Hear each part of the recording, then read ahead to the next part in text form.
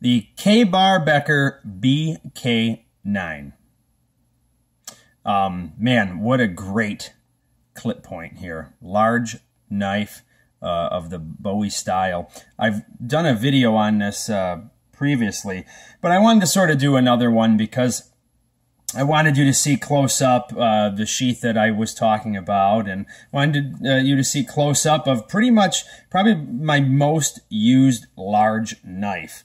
It is a little dirty right now. I try to keep all my knives clean, you know. I mean, they get old and they wear and you know, they get a nice antique look, but above all, I don't want rust in different things, and I don't want my blades to look, you know, horrible. So I do try to keep up on them, and I was doing some work out in the swamp, clearing some trails and different things. So this knife has a little bit of that on it, but no big deal, right? They're supposed to look used. This has been filed down and for, you know, ferrocerium rod, and of course I've done flint and steel with this knife. As I had said before, has the Osage orange scales on there, and the sheath is a Kelly custom. All right. Heavy duty leather, and I had said previous that some of this was my specification in terms of this stuff here, so we can Dundee rig this, which for any of you don't know, basically it's a back rig. It goes up your back, point up, and handle down. Somewhere on me, it's somewhere in the vicinity of a little bit above my right back pocket. And surprisingly, you get pretty decent at resheathing and the knife. Of course, it's easy to pull the knife out from that position, but getting it back in is key. And if you cannot get it back in, you have no business carrying it in that position, no matter what the position is, in my opinion. I'd said how I like this strap because the strap breaks, or maybe I just don't want it on there because I don't need to. This is wet formed, and this holds the knife very well. But, you know, this is nice too. You can change this around to, you know, go against whatever direction that you may be walking, so you don't, you know, accidentally, not that this knife would fall out. It would take a heck of a lot of gravity to fall out, even if it wasn't retained in this friction method. But, you know, just in case. You don't want that happening, I guess, and stuff flopping all around. But it is nice to have this removable, because something like this can easily be remade, or in the field can be improvised with some paracord, just tied around and maybe even run through the lanyard hole here, or you know, tied around the knife itself. I don't use the this here for the ferro rod. I don't know, just not really one of my things. I usually just carry it in the pocket, if anything, but mostly something like that would reside in my haversack. It is a heavy sheath, and one of the things too is that while it is retained here, it is not so much down here, and it's hard to isolate any rattling on this sheath because this will. So there is a downside to this fold-over style sheath, is that it's hard to really get this part here tight. Rather than like the pancake style, if you will, where you have stitching on both sides, where you can, it seems to add more friction to the blade. So most of the retention is up here. As you know, the Kabar Becker series, they advertise as 1095 Crovan steel. Well, it's not really 1095 in a sense. I guess it's sort of maybe it's probably more of like a marketing type of a thing, but it's very similar to a 1095 if you look at it that way. But it has obviously chromium, vanadium, and it's got moly in it too. And this stuff is for, you know, hardness and things like that. So it sort of is actually in between 1095 and 01 steel. If any of you have knives in 1095 and 01, you know that they're both exceptional steel for you know, field usage. They take and hold very clean edges, and they're very easy to maintain in the field. I have maintained this in the field numerous times without hesitation, and it touches up quick. It touches up quick. Like with everything, and I've talked about before, I have softened the shoulders on this, just with some whetstone work. Soften up those shoulders a bit on there. And it improves any type of cutting tremendously. All right.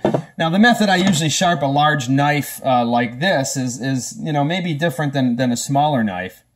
Okay. This is just a little ceramic sharpener. But just to give you sort of a rundown, I hold the knife, okay? I don't move a knife this big. That's a lot of steel to be moving around. I take whatever it is I'm sharpening with, unless I'm using bench stones. Then that's different.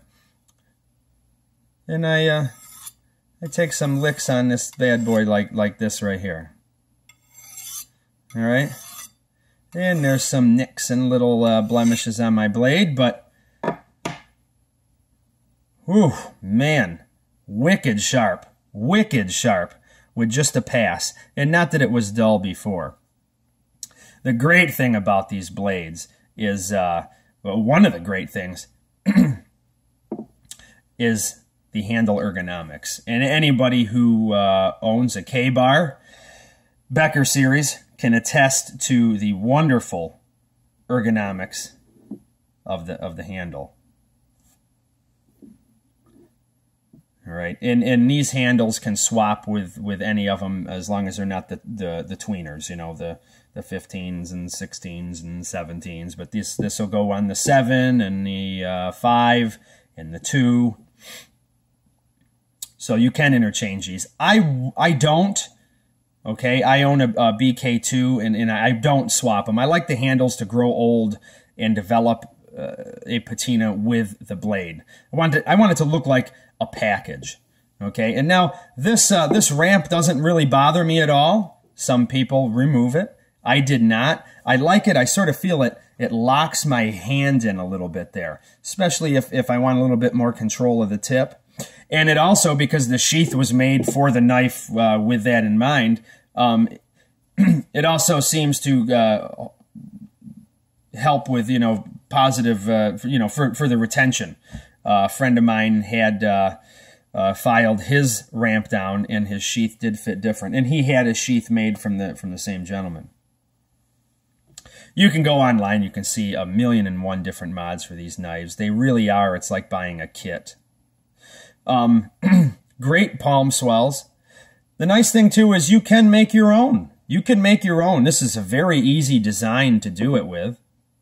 You can glue these down and get rid of these little screws here. These are aftermarket. I wanted Phillips head because I wanted something that I can tighten with my multi-tool. I don't carry Allen keys or hex heads or any other type of combination. That's what I carry, either flathead or Phillips head, and those are common in anything, okay? Any survival scenario, any type of thing, you're going to come across those types of heads probably more readily than any other type. But furthermore, like I said, those are always on multi-tools, all right? There's no extra attachments or bits to be carried.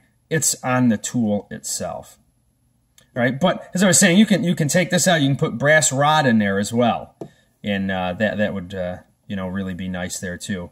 I don't take these handles on and off very much. Maybe once a year, I will take this off and I will do a quick wipe down with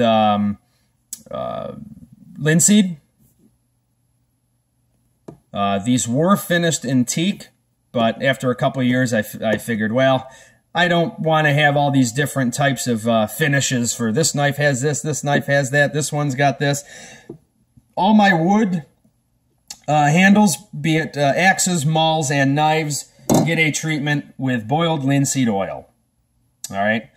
And so that's what I've done to these. I don't have a problem with any of these loosening because I'm not constantly taking them on and off, so the screws don't rust necessarily, but they seem to, you know, hold themselves pretty good. Also, if you have problems, be careful with Loctite. Some of that stuff, you need heat to take that off, or you can, you know, risk destroying your handle if you do want to take them off. What I might suggest might be a little dab of nail polish. Little dab of nail polish on a thread, and that can really, really help with securing the handles down. Cool thing about this too is we have this right here, man, and you can crush and break all sorts of stuff with this, from, you know, nuts to glass, rocks. You probably could, although I haven't, 90 degree this and use this to scrape down various tinders. I don't, just because I want my handles as smooth as possible. I don't want to have to deal with that, because on occasion, I do grip the back of this for a little extra swing, and let me tell you, you get a lot of swing out of this. So this knife works very well with hardwoods, softwoods, and of course green vegetation. And it's easy to swing for long periods on end. It's easy to control. When you're cutting through certain material, you know, light brush, you know, tall grasses and things like that, you have to be able to control your swing after you go through whatever it is that you're going to go through. And so it's very important that you're able to do that with a knife. And sometimes knives that are really, really thick and really, really heavy, it's hard to control that swing if you go through whatever it is you're cutting. Where this I find quite easy. And I really do like the 3/16 spine on here. I think it serves very well. And it almost acts, to me, I guess I would call it sort of like a North Woodsman's machete, in a sense, because it has the speed quality for what you need to get through green vegetation. You need that speed. But it also has some stoutness, some heavy-duty aspects for, you know, chopping into some hardwoods and seasoned woods and stuff for, you know, fire making and you know, shelter craft. Of course, batoning. You baton these things all day long. It's a tried and true knife. A lot of people own them, and a lot of people have videos, and you don't see many failures. And if you do, you have to look at the numbers of the people who have it and put that up against it. And you'll find that really not many at all fail, unless you're being a chimp. Nice thing too, and I mentioned before, you can put your Gryvery scales back on, throw your nylon sheath back on, and go wading through water and everything else, you know, and dirty those things and damage those things, and, you know, clean it back up, and you know, put your nice wood handle back on, and put it back in your leather sheath for your everyday types of tasks. I love it around the house the most, and out in my swamp and things like that. It makes real quick work for trail making, and once I'm way out there in the swamp, firecraft and stuff like that works really well. Very, very nice. Of course, two-handed control, draw knife fashion, all this stuff. The knife is really, really comfortable. Thanks for watching. Hope you enjoyed.